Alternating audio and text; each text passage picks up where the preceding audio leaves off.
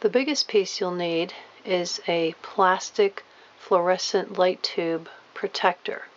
This is just a plastic tube that you slip over those fluorescent bulbs you put in shop lights. And it's supposed to keep it from breaking. So this is nothing more than a plastic tube, and you can buy these at any home store that sells fluorescent lights.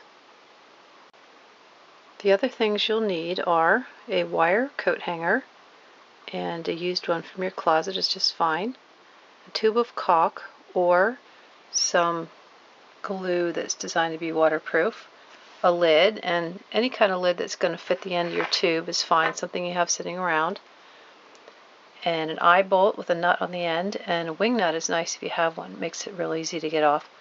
A couple of binder clips, some washers to adjust the weight, and some water balloons or small balloons. Take the end caps off the ends of the tube. Next, you want to apply a generous amount of caulk to the inside or outside of your cap. You'll need to kind of experiment first to see how the cap is going to best fit on, since it's not really designed to go on there. But you really want this to be watertight. And then slip that in there.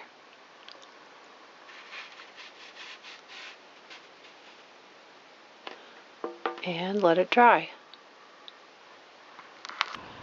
Then you want to inflate a balloon just to the size where it will go through nicely. Leave enough space so it can move around a bit, and then tie it off.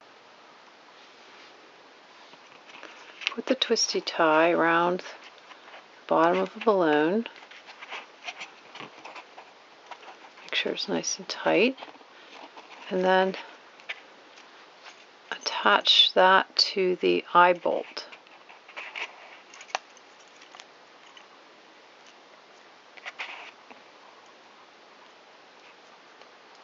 Like that. Then you want to put a binder clip on the top of the balloon like this. And it won't break, don't worry. There you go. Now, if this binder clip turns out to be too big, too heavy, maybe you have a smaller one you can try. And then down here, you can adjust the weight by taking this off. You can put some extra washers or bolts on there if you need to increase the weight.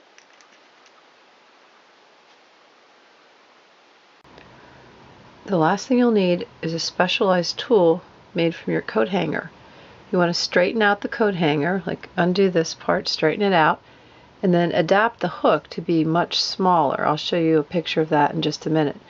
You want a long piece of wire so you can use it to push the balloon down into the tube, but also that you can hook the binder clip on top of the balloon and bring it back up again. Try starting out with a hook that looks something like that. Don't make the J too deep.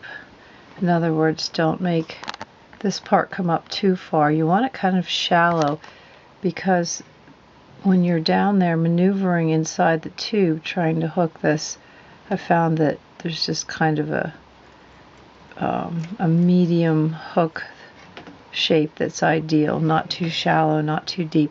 So start with something like that, and then if you have trouble grabbing it, pull it out, take a plier, bend it a little bit, try again.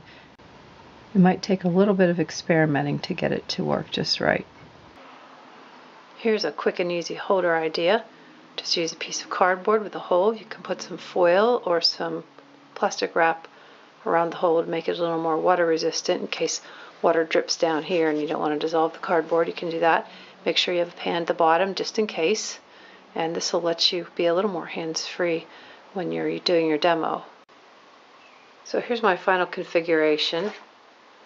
The balloon, the eye bolt, and then it turned out that a small binder clip and a really small binder clip was just about the right amount of weight here to put the crossover depth just about in the middle of the tube.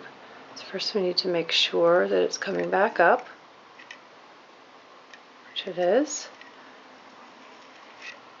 Make sure there's no magic involved. Make sure it's really crossover depth. Okay, so now I'm going to push it down, try to find neutral buoyancy.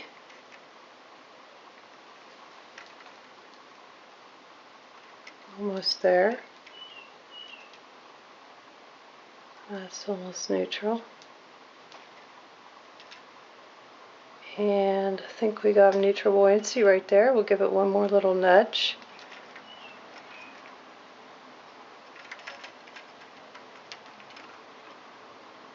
And we should get it to start sinking.